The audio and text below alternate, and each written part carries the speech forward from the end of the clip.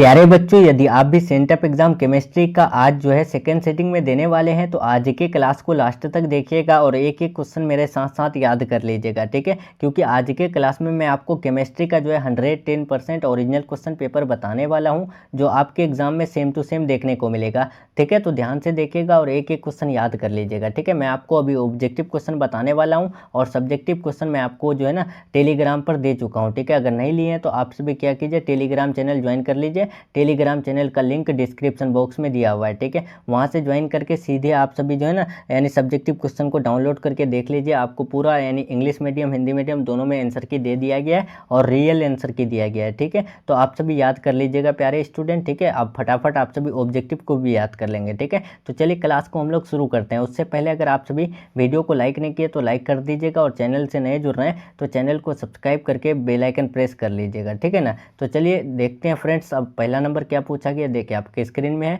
याद कर लीजिएगा। आपके एग्जाम में सेम टू सेम देखने को मिलेगा, गर्दा गर्दा मचा करके आइएगा आप सभी, ठीक है ना। देखिए यहाँ पहला नंबर पूछा गया है, घनाकार क्रिस्टल में ब्रेवेज जालकों की संख्या होती है तो याद रखिएगा 3 होती है, ठीक है। एक का राइट आंसर ए लगा के आइएगा। दूसरा नंबर देखिए यहाँ पूछा गया, निम्नलिखित में कौन यानी क्रिस्टल या ठोस पदार्थ का गुण नहीं होता है, तो क्रिस्टल या ठोस पदार्थ का गुण ऑप्शन नंबर ए नहीं होता है, यानी विभिन्न दशाओं में समान गुण, ठीक है। चलिए 3 नंबर देखेंगे फ्रेंड्स, पूछा गया है काय केंद्रित घनाकार इकाई सेल में पैकिंग की प्रगुणता होती है तो याद रखिएगा 0.68% होती है, ठीक है। राइट आंसर हमारा ऑप्शन नंबर सी हो जाएगा। चलिए 4 नंबर देखेंगे फ्रेंड्स, पूछा गया है विलायक के 1000 ग्राम या 1 केजी में घुले हुए विलय के कुल मोलों की संख्या को क्या कहते हैं तो याद रखिएगा मोललता कहते हैं, ठीक है। राइट आंसर 4 का बी हो जाएगा। 5 नंबर देखिए फ्रेंड्स, पूछा गया है निम्नलिखित में कौन अनुसंख्यक गुणधर्म का उदाहरण है, इनमें से कौन है जो अनुसंख्यक गुणधर्म का उदाहरण है तो याद रखिएगा क्वथनांक उन्नयन, ठीक है। राइट आंसर हमारा ऑप्शन नंबर सी हो जाएगा। चलिए बाबू लोग अब 6 नंबर देखते हैं, पूछा गया है निम्नलिखित में कौन आदर्श विलयन का उदाहरण है तो आदर्श विलयन का उदाहरण ऑप्शन नंबर डी है, ठीक है। यहाँ पर 6 का डी लगा के आइएगा। C6H6 एवं C6H5 और CH3 जो है ये आपका आदर्श विलयन का उदाहरण है, ठीक है ना। गलती नहीं करना है, बढ़िया से एग्जाम दे करके आना है, गर्दा गर्दा मचा देना है, ठीक है। और सब्जेक्टिव क्वेश्चन यहाँ टेलीग्राम से डाउनलोड करके याद कर लेना है, ठीक है। चलिए 7 नंबर देखिए, पूछा गया है 25 डिग्री सेंटीग्रेड ताप पर निम्नलिखित में किसको 0.1 एम घोल से अधिक है तो याद रखिएगा राइट आंसर यहाँ 7 का ए हो जाएगा CaCl2, ठीक है। चलिए फ्रेंड्स अब हम लोग चलते हैं 8 नंबर, पूछा गया है कि एक फैराडे की विद्युत धारा CuSO4 के विलयन से मुक्त करता है तो याद रखिएगा 31.76 ग्राम कॉपर या फिर तांबा, ठीक है। राइट आंसर 8 का बी हो जाएगा। 9 नंबर देखिए फ्रेंड्स, पूछा गया है किसी विद्युत रासायनिक सेल में रिडोक्स अभिक्रिया होने के लिए बल का मान निम्नलिखित में कौन होना चाहिए तो याद रखिएगा right answer option number A हो जाएगा, धनात्मक होना चाहिए, ठीक है। चलिए अब हम लोग चलते हैं 10 नंबर, पूछा गया है अर्ध सेल अभिक्रिया के लिए मानक इलेक्ट्रोड विभव होगा तो अर्ध सेल अभिक्रिया के लिए मानक इलेक्ट्रोड विभव क्या होगा इसमें तो याद रखिएगा मैं आपको बता दूं 10 का राइट आंसर डी लगा के आइएगा, प्लस 1.17 वोल्ट होगी, ठीक है ना। चलिए अब 11 नंबर देखिए फ्रेंड्स, पूछा गया है जंग है, जंग क्या होता है तो जंग एक फेरस ऑक्साइड होता है, ठीक है। राइट आंसर 11 का बी हो जाएगा। 12 नंबर देखिए, सेतु लवण निम्नलिखित में किसका उपयोग होता है तो सेतु लवण में जो उपयोग होता है KCl का उपयोग होता है, मतलब पोटेशियम क्लोराइड का उपयोग होता है, ठीक है। चलिए अब यहाँ 13 नंबर देखिए, पूछा गया है किसी रासायनिक अभिक्रिया का वेग स्थिरांक किस पर निर्भर करता है तो याद रखिएगा तापक्रम पर निर्भर करता है, ठीक है। चलिए 14 नंबर देखिए फ्रेंड्स, पूछा गया है किसी रासायनिक अभिक्रिया की दर की इकाई होती है तो याद रखिएगा कोई भी रासायनिक अभिक्रिया की दर की इकाई जो है मोल पर लीटर पर सेकेंड होती है, ठीक है। Right answer option number C हो जाएगा। चलिए 15 नंबर देखिए, पूछा गया है निम्नलिखित में कौन भिन्नांक हो सकता है तो भिन्नांक कौन होगा तो याद रखिएगा अभिक्रिया की कोटि और अभिक्रिया की आणविकता, ये दोनों जो है ना भिन्नांक हो सकता है, ठीक है। Right answer option number C हो जाएगा। चलिए फ्रेंड्स अब हम लोग चलते हैं 16 नंबर, यहाँ पर पूछा गया विद्युत क्षेत्र के प्रभाव से कुलाइडी कणों का गमन कहलाता है तो विद्युत क्षेत्र के प्रभाव से कुलाइडी कणों का गमन वैद्युत कण संचलन कहलाता है, ठीक है। 16 का डी लगा के आइएगा। चलिए फ्रेंड्स 17 नंबर क्वेश्चन की तरफ बढ़ते हैं, पूछा गया भौतिक अधिशोषण में किस प्रकार बल काम करता है तो याद रखिएगा भौतिक अधिशोषण में वंडरवल्स बल काम करता है, ठीक है। राइट आंसर सी हो जाएगा। चलिए 18 नंबर देखिए, पूछा गया एंजाइम है प्यारे स्टूडेंट एंजाइम क्या होता है, तो एंजाइम एक प्रोटीन होता है, ठीक है। राइट आंसर 18 का सी लगा करके आना है, ठीक है। गलती नहीं करना है आपको, याद कर लेना है, पी जाना है आपको ये सब क्वेश्चन, ठीक है। देखिए 19 वह पदार्थ जो जल का पृष्ठ तनाव कम करता है, तो वह क्या है, तो याद रखिएगा वह विद्युत अनवघट है, ठीक है। राइट आंसर बी हो जाएगा। देखिए 20 नंबर, निम्नलिखित में कौन लायोफिलिक कोलाइड नहीं है, तो लायोफिलिक कोलाइड जो है वो कोहरा नहीं है, ठीक है। राइट आंसर 20 का बी हो जाएगा। 21 नंबर देखिए, अयस्कों के परगलन में गालक का क्या काम है, तो याद रखिएगा अशुद्धियों को दूर करना उनका काम है, ठीक है। 22 नंबर देखिए, थर्माइट विधि में अवकारक है तो एल्यूमिनियम है, ठीक है। थर्माइट विधि में जो है अवकारक कौन है, तो एल्यूमिनियम है। नेक्स्ट 23 नंबर देखिए, पूछा गया है कॉपर धातु का निष्कर्षण निम्नलिखित में किस अयस्क से होता है, तो याद रखिएगा कॉपर धातु का निष्कर्षण जो होता है वो कॉपर पाइराइट धातु से होता है, ठीक है। राइट आंसर बी हो जाएगा। चलिए 24 नंबर देखिए, पूछा गया है निम्नलिखित में किस धातु के अयस्क की अभिक्रिया जो है विलयन से कराकर प्राप्त की जाती है, तो याद रखिएगा राइट आंसर हमारा क्या होगा, 24 का, तो याद रखिएगा यहाँ पर चांदी हो जाएगा, ठीक है, AG। चलिए 25 नंबर देखेंगे फ्रेंड्स, पूछा गया है अमोनिया गैस निम्नलिखित में किसके द्वारा शुष्क किया जाता है, तो अमोनिया गैस जो है CaO मतलब कैल्शियम ऑक्साइड के द्वारा शुष्क किया जाता है, ठीक है। चलिए 26 नंबर देखिए, फास्फोरस का अणुसूत्र होता है, तो फास्फोरस का अणुसूत्र P4 होता है, ठीक है। राइट आंसर 26 का डी हो जाएगा। 27 नंबर देखेंगे, निम्नलिखित में कौन सबसे कम वाष्पशील है, तो सबसे कम वाष्पशील की बात करें तो H2TE होता है, ठीक है। 27 का बी हो जाएगा। 28 देखिए, पूछा गया यहाँ पर देखिए कि इनमें कौन जो है हाइड्रोजन बंधन कम नहीं बनाता है। देखिए हाइड्रोजन बंधन कौन है जो नहीं बनाता है, फॉर्म नहीं करता है, तो याद रखिएगा HCl मतलब कि हाइड्रोजन क्लोराइड, ठीक है। चलिए 29 नंबर देखिए, पूछा गया है कि निम्न में कौन शून्य के अतिरिक्त सिर्फ एक ऑक्सीकरण यानी अवकारक दर्शाता है, तो याद रखिएगा इसका राइट आंसर हमारा ऑप्शन नंबर बी हो जाएगा, F2, ठीक है। 29 का बी लगा करके आना है, ठीक है। 30 नंबर देखिए, पूछा गया है XeF2 की संरचना होती है, तो याद रखिएगा XeF2 की संरचना रैखिक होती है, राइट आंसर ए लगा लेना है, ठीक है। प्यारे स्टूडेंट, अगर आपको धमाल मचाना है तो ये सब क्वेश्चन याद करके जाइए, ठीक है। और चैनल से नए जुड़ रहे हैं तो चैनल को सब्सक्राइब करके बेल आइकन प्रेस कर लीजिएगा, ठीक है। क्योंकि इसके बाद आप सभी का जो बायो और मैथ का एग्जाम है ना, उसका भी रियल पेपर का सोल्यूशन सबसे पहले आपको यूट्यूब पर इसी चैनल पर कराया जाएगा, ठीक है। तो इसीलिए आप सभी चैनल को सब्सक्राइब करके बेल आइकन प्रेस कर लेंगे, ठीक है। देखिए 31, जलीय घोल में निम्नलिखित में कौन आयन रंगीन है, तो याद रखिएगा राइट आंसर डी हो जाएगा, B3+, ठीक है।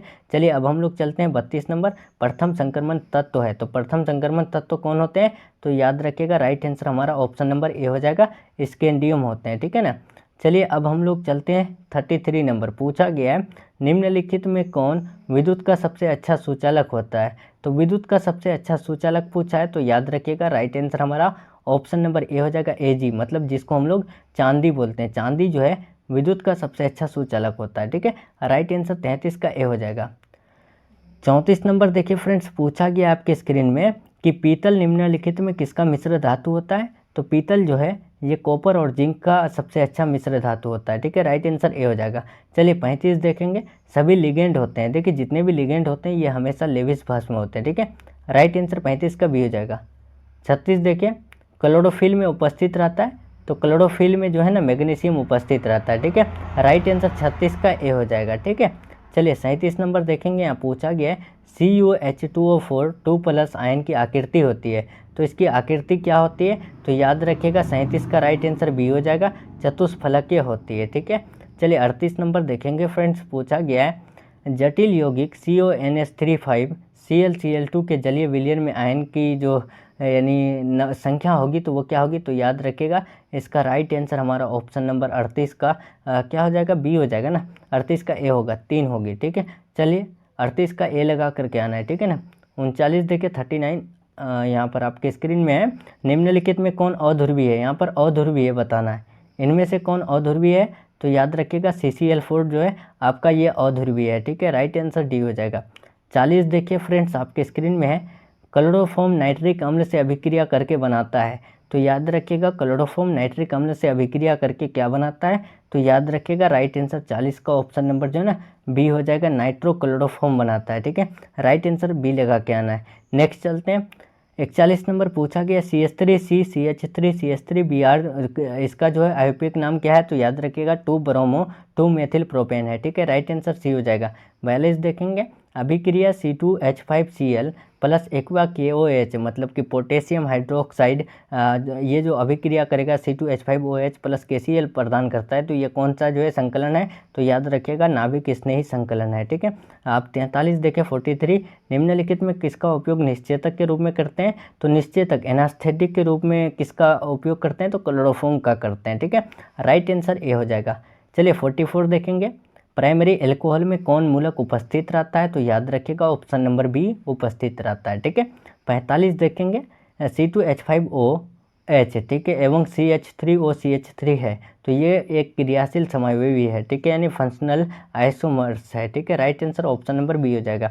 चलिए 46 देखेंगे, बड़े पैमाने पर मेथिल अल्कोहल बनाया जाता है, तो याद रखिएगा यानी लिग्नियस अम्ल से। ठीक है, राइट आंसर ए हो जाएगा। चलिए 47 देखेंगे, ईथर में उपस्थित क्रियाशील मूलक है, तो याद रखिएगा राइट आंसर बी हो जाएगा। 48 देखेंगे, पूछा गया है फिनोल की अभिक्रिया ब्रोमीन जल के साथ होने से बनता है, तो याद रखिएगा right answer option number C होगा ना, 246 यानी ट्राई ब्रोमोफिनोल। ठीक है, right answer option number C हो जाएगा 48 का। 49 नंबर चलते हैं फ्रेंड्स, 49 देखिए, एल्डिहाइड और कीटोन दोनों का सामान्य सूत्र है, तो याद रखिएगा CnH2NO है। ठीक है, देखिए 50 नंबर आपकी स्क्रीन में, निम्नलिखित में किसका अमोनियकल घोल को टोरलेन का अभिकर्मक है, तो याद रखिएगा इसका राइट आंसर हमारा ऑप्शन नंबर जो है ना क्या हो जाएगा 50 का, तो 50 का ऑप्शन नंबर सी हो जाएगा AgNO3। ठीक है, चलिए 51 नंबर देखेंगे, CH3CH2 CHO का आयुपेक नाम है, तो इसका आयुपेक नाम क्या हो जाएगा, तो याद रखिएगा इसका राइट आंसर 51 का ऑप्शन नंबर सी हो जाएगा 2 मेथिल ब्यूटेनल। ठीक है, 52 नंबर देखें, अभिक्रिया 2HCHO प्लस NaOH उसके बाद CH3OH प्लस HCOONO जो है ये कौन सा अभिक्रिया है, तो याद रखिएगा ये रोजेनमुंड अभिक्रिया है। ठीक है, 52 का बी हो जाएगा। चलिए फ्रेंड्स अब हम लोग चलते हैं 53 नंबर, पूछा गया है निम्नलिखित में किसके द्वारा एल्डिहाइड और कीटोन में अंतर किया जाता है, तो याद रखिएगा एल्डिहाइड और कीटोन में अंतर जो किया जाता है वो फेलिंग घोल में। ठीक है, right answer option number B हो जाएगा, फेलिंग घोल के द्वारा ही हम लोग एल्डिहाइड और कीटोन में अंतर कर सकते हैं। ठीक है ना, देखिए अब 54 नंबर आपकी स्क्रीन में है, निम्न में कौन अम्ल विनेगार में उपस्थित रहता है, तो अम्ल विनेगार में उपस्थित एसिटिक अम्ल रहता है। ठीक है, राइट आंसर 54 का बी हो जाएगा। 55 नंबर देखेंगे, कार्बोक्सिलिक अम्ल का क्रियाशील मूलक होता है, तो कार्बोक्सिलिक अम्ल का होता है ऑप्शन नंबर ए। ठीक है, यहाँ पर जो COOH है ये आपका यानी कार्बोक्सिलिक अम्ल का क्रियाशील मूलक है। ठीक है, चलिए अब 56 नंबर, निम्नलिखित में सबसे निर्बल अम्ल है, तो निर्बल अम्ल सबसे किस में होता है, तो याद रखिएगा 56 का राइट आंसर ए हो जाएगा CH3COOH का। ठीक है, चलिए अब चलते हैं फ्रेंड्स हम लोग यहाँ पर 57 नंबर। ठीक है, देखिए 57 नंबर, निम्न में कौन लैक्टिक अम्ल है, तो लैक्टिक अम्ल की बात करें तो 57 का राइट आंसर बी हो जाएगा। ठीक है, चलिए 58 नंबर यहाँ पूछा गया है अणुसूत्र C3H9N के द्वारा निरूपित किया जाता है, तो इसे हम लोग निरूपित करते हैं 1 degree amine, 2 degree amine, 3 degree amine तीनों द्वारा। ठीक है, राइट आंसर हमारा डी हो जाएगा इनमें से सभी। 59 नंबर देखिए पूछा गया है एमीन में नाइट्रोजन का संकरण होता है, तो यानी hybridisation of nitrogen in amine, तो याद रखिएगा sp3। ठीक है, right answer option number A हो जाएगा। चलिए 60 नंबर देखिए फ्रेंड्स, पूछा गया है एथिल एमीन की अभिक्रिया नाइट्रस अम्ल से कराने पर बनता है, तो एथिल एमीन की अभिक्रिया अगर नाइट्रस अम्ल से कराएंगे तो वो क्या बनेगा, तो याद रखिएगा 60 का राइट आंसर ए हो जाएगा C2H5OH बनता है। ठीक है, 61 नंबर देखिए, निम्नलिखित में सबसे निर्बल भस्म है, तो याद रखिएगा 61 का right answer option number C हो जाएगा CH3 2NH। ठीक है, चलिए 62 नंबर, सुक्रोज का जल अपघटन कहलाता है, तो सुक्रोज का जल अपघटन जलयोजन कहलाता है। ठीक है, राइट आंसर बी हो जाएगा। 63 नंबर देखें, एमिनो अम्ल में पाया जाने वाला क्रियाशील समूह है, तो याद रखिएगा राइट आंसर डी हो जाएगा। जो आपका कार्बोक्सिलिक अम्ल और एमिनो होता है ये दोनों जो है ना एमिनो अम्ल में पाया जाने वाला क्रियाशील समूह होता है। ठीक है, तो राइट आंसर डी हो जाएगा सही। ठीक है, 63 का डी लगा के आना है। प्यारे स्टूडेंट, सब्जेक्टिव क्वेश्चन आप सभी टेलीग्राम से डाउनलोड कर लेंगे। ठीक है, और जितने भी स्टूडेंट चैनल से नए जुड़ रहे हैं तो चैनल को सब्सक्राइब करके बेल आइकन प्रेस कर लेंगे। ठीक है, ताकि आप सभी को बायो और मैथ का भी नोटिफिकेशन मिलते रहे। ठीक है, अब देखिए यहाँ पूछा गया इनमें से कौन है जो शरीर द्वारा नहीं बनाए जाते हैं, तो विटामिन जो है ये आपका शरीर द्वारा नहीं बनता है। ठीक है, इसीलिए राइट आंसर बी हो जाएगा। 65 देखिए, पूछा गया संघनन बहुलक का उत्पाद है, तो संघनन बहुलक का उत्पाद ऑप्शन नंबर बी है नाइलॉन 66। ठीक है, चलिए 66 नंबर पूछा गया है कि पहला औद्योगिक रूप से संश्लेषित रबर है, तो संश्लेषित रबर जो है ब्यूना एस रबर है। ठीक है, right answer option number C हो जाएगा। चलिए 67 नंबर पूछा गया है कि फिनोल निम्न में से किस निर्माण में प्रयुक्त होता है, तो किसके निर्माण में फिनोल प्रयुक्त होता है, तो याद रखिएगा बेकेलाइट के निर्माण में। ठीक है, राइट आंसर ए हो जाएगा। चलिए 68 नंबर पूछा गया है, निम्नलिखित में कौन सी दवा बुखार को कम करता है। तो बुखार जब हमें हो तो कौन सा दवाई हम लोग लेते हैं, एंटीपायरेटिक दवाई लेते हैं। ठीक है, राइट आंसर 68 का सी हो जाएगा। चलिए प्यारे स्टूडेंट 69 देख लेते हैं। अब निम्न में प्राय किसका जो है उपयोग परिरक्षक के रूप में करते हैं, तो याद रखिएगा राइट आंसर हमारा ऑप्शन नंबर जो है ना बी हो जाएगा, सोडियम बेंजोएट का। ठीक है, अब चलते हैं 70 नंबर, ये आज का लास्ट क्वेश्चन है। ठीक है, 70 नंबर देख लेते हैं। ठीक है, 70 नंबर देखिए नीचे में है, देखिए 70 नंबर यहाँ है, ब्रॉड स्पेक्ट्रम एंटीबायोटिक है। तो ब्रॉड स्पेक्ट्रम एंटीबायोटिक क्या है, तो याद रखिएगा right answer option number D हो जाएगा, क्लोडेम एंड फेनिकोल, ये जो है आपका ब्रॉड स्पेक्ट्रम एंटीबायोटिक है। ठीक है, चलिए इसका राइट आंसर डी हो जाएगा। तो चलिए फ्रेंड्स, अब आपका नीचे में सब्जेक्टिव क्वेश्चन है। ठीक है, ये सब सब्जेक्टिव क्वेश्चन आपको पूछा गया है। ठीक है, जिसका आंसर की मैंने आपको टेलीग्राम पर दे रखा है। ठीक है, अगर नहीं लिए हैं तो टेलीग्राम चैनल ज्वाइन कर लीजिए, आपको मिल जाएगा वहाँ से। ठीक है, और आपका फाइनल एग्जाम में भी इसी प्रकार का जितना भी क्वेश्चन है उसका आंसर की वहाँ पर आपको मिल जाएगा। ठीक है, तो इसीलिए आप सभी वहाँ पर ज़रूर ज्वाइन होने की कोशिश कीजिए टेलीग्राम। ठीक है, टेलीग्राम चैनल का लिंक डिस्क्रिप्शन बॉक्स में दिया हुआ है। ठीक है, तो आप सभी बिल्कुल भी मिस नहीं कीजिए। तो चलिए प्यारे स्टूडेंट, आज का क्लास आपका यहीं तक रहने वाला है। क्लास आपको कैसा लगा कमेंट में ज़रूर बताइएगा, और आप सभी जो है ना एग्ज़ाम देकर के आकर के इसी वीडियो के नीचे में कमेंट में बताइएगा कि सर केमिस्ट्री का पूरा क्वेश्चन आया था। ठीक है, वैसे भी फिजिक्स का मैंने जितना दिया आपको वो पूरा आएगा। ठीक है, और केमिस्ट्री का जो दिए हैं उसको भी याद कर लीजिए, वो भी आ जाएगा। ठीक है, तो चलिए अब हम लोग मिलते हैं नेक्स्ट क्लास में नेक्स्ट टॉपिक के साथ। तब तक के लिए अपना ख्याल रखें, अपना स्टडी जारी रखें। Take care, thanks for watching.